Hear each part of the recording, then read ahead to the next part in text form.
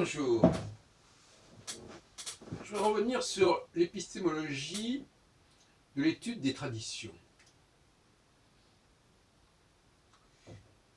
Il y a des textes, certes, mais quel est leur mode d'emploi?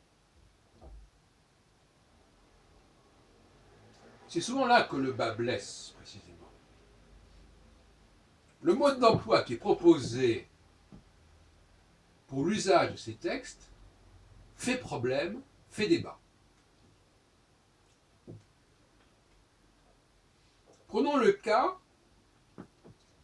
des domiciles des planètes, que l'on trouve notamment dans la tétrabible de Ptolémée, qu'on constitue au IIe siècle de notre ère, qui est certainement une compilation ou un aménagement de traditions plus anciennes. Mais prenons ce texte de Ptolémée, de la tétrabible en tout cas, qui distribue les planètes, disons, entre eux, avec un axe Soleil-Lune, Cancer-Lion, et on les distribue symétriquement par rapport à cet axe. Mercure à droite, Mercure à gauche, Vénus à droite, Vénus à gauche, Mars à droite, Mars à gauche, Jupiter à droite, Jupiter à gauche, Saturne à droite, Saturne à gauche, et donc là, finalement, on a l'ensemble. Ce dispositif, à quoi sert-il? Pourquoi existe-t-il? Et c'est là qu'on nous force la main en nous disant, il sert à ceci, il sert à cela. Et on n'est déjà plus dans la tradition, là. Ou plus exactement, on est dans un niveau de tradition, ou dans une herméneutique particulière, qui voudrait que ce dispositif servît à ceci et tel usage. Mais on m'accordera que il y a plusieurs façons de comprendre l'usage probable de ce dispositif. Moi-même, j'ai consacré, quand j'ai commencé l'astrologie, j'ai été fasciné par ce dispositif. Et mon ouvrage clé pour l'astrologie, ainsi que d'autres, accorde une place non négligeable à cette question-là, qui d'ailleurs tarabustait également des gens comme Néroman ou des gens comme Lisa Morpurgo. On ne citer que des auteurs avant la fin des années 70. Néroman est publié dans les années 30. Mais enfin, c'est un petit peu la période, un petit peu l'âge d'or de la théorie des domiciles.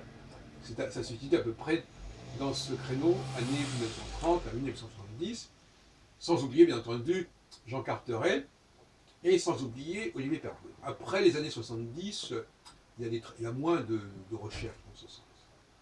Sauf à considérer les travaux de Roger Benoît Chourlin, qui appartiennent aux années 90, je crois, chez Dervy.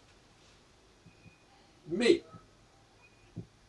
la grande question, que je me posais d'ailleurs pas spécialement à l'époque, mais qui me paraît absolument incontournable aujourd'hui, et d'ailleurs depuis quelque temps déjà, c'est à quoi ça sert ce dispositif? Et ça, la question les traditionalistes ne peuvent pas nous interdire de réfléchir à cette question. On ne remet pas en question en soi le dispositif, on se demande à quoi il sert, quelle est sa raison d'être. Alors, on nous répond généralement que ça sert à déterminer la force d'une planète à un moment donné de son parcours. Mais en réalité, on devrait plutôt préciser la force d'une planète dans le thème. D'où l'utilisation des maîtrises ou des domiciles, enfin bon, pour le calcul de ce qu'on appelle la dominante, ou le maître de nativité, pour parler comme Volguin.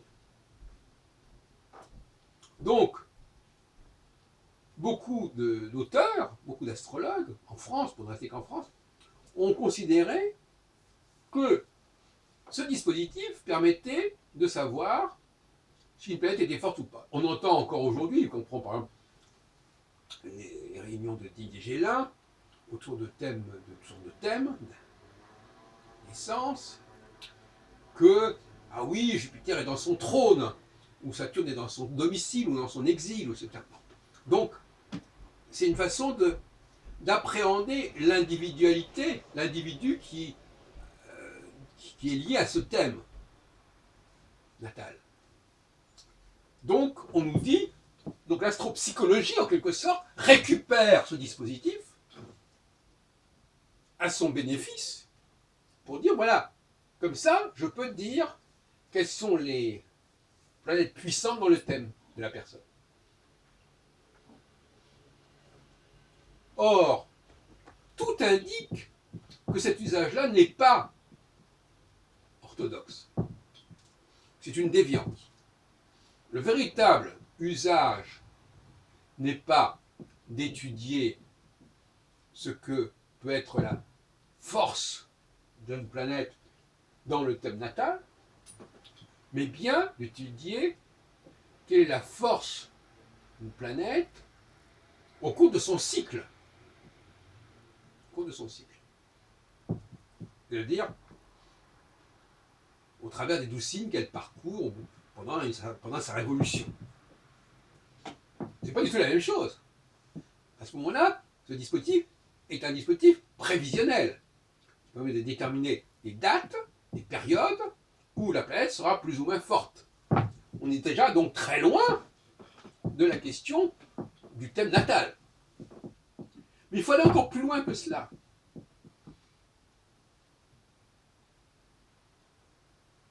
Il y a d'autres débats qui sont incontournables, deux en particulier, que j'ai d'ailleurs abordés antérieurement. L'un sur lequel je passerai très vite aujourd'hui, c'est que quand on indique qu'une planète est puissante dans un certain signe, est-ce que c'est vraiment une planète ou est-ce que c'est un dieu? C'est pas du tout la même chose. Alors si c'est un dieu, il ne s'agit plus d'étudier les domiciles en rapport avec le cycle d'une planète. Puisqu'on ne parle pas de planète, on parle de dieu. On ne va plus pouvoir dire que telle planète est forte dans tel et tel signe. Puisqu'on ne parle plus de planète, on parle de signes. Et d'ailleurs, Manilius, qui a publié un siècle avant Ptolémée, propose lui aussi un système de rapport planète-signe, qui n'est pas d'ailleurs un rapport planète-signe, puisqu'il désigne certains dieux qui ne sont pas associés à des planètes comme régissant certains signes. Donc on déborde complètement la notion astronomique, planète, mythologie, astronomie. Il y a de la mythologie sans forcément qu'il y ait de l'astronomie. La mythologie préexiste certainement à l'usage qu'on en a pu faire par rapport à l'astronomie. D'autant plus qu'il y a beaucoup plus de dieux que de planètes. À l'époque, en tout cas, dans l'Antiquité. Sinon aujourd'hui. Mais ça, c'est un sujet que j'ai déjà abordé, je laisse de côté. L'autre aspect qui nous intéresse ici, c'est, que j'ai d'ailleurs aussi abordé, mais sur lequel je voudrais à nouveau insister, c'est le fait qu'en réalité, le système ne vaut que pour une seule planète, que pour un seul astre. Ce qui va un peu dans la continuité de ce que je viens de dire à l'instant. C'est-à-dire que, par exemple, prenons le cas de la Lune, qui a certainement été au cœur du système au départ. La Lune, au cours de son cycle, traverse les 12 signes. Il reste dans chaque signe 2 jours et demi. Et donc, donc elle va s'imprégner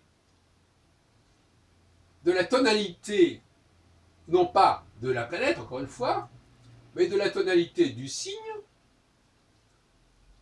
qu'elle traverse, mais ce signe lui-même est lié à une divinité. Vous voyez ce que je veux dire?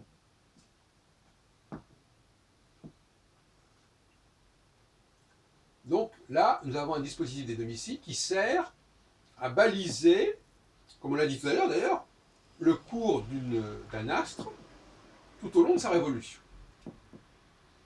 Sauf que là, on est en train de dire autre chose. On n'est pas en train de dire que c'est vrai pour chaque planète. On est en train de dire que c'est probablement vrai au départ pour une seule planète. Une planète centrale.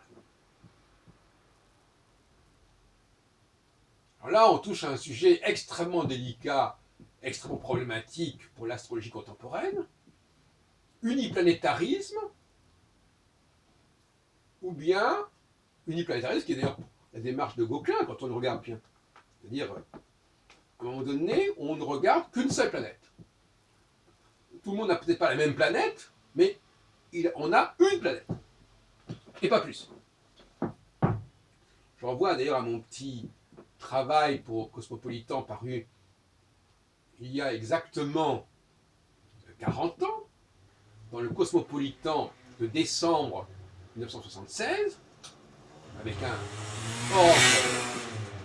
hors-texte intitulé L'astrologie sensorielle. Je propose une typologie planétaire, mais en disant bien qu'une personne donnée, X, a une planète, et qu'on va sur le cours de cette planète-là, et pas d'une autre. Là déjà, on voit bien à quel point cette question de dispositif, dont on dit qu'il est automatiquement à utiliser de telle et telle manière, fait problème. Parce que ça peut être utilisé autrement, dans un autre contexte, dans une autre démarche.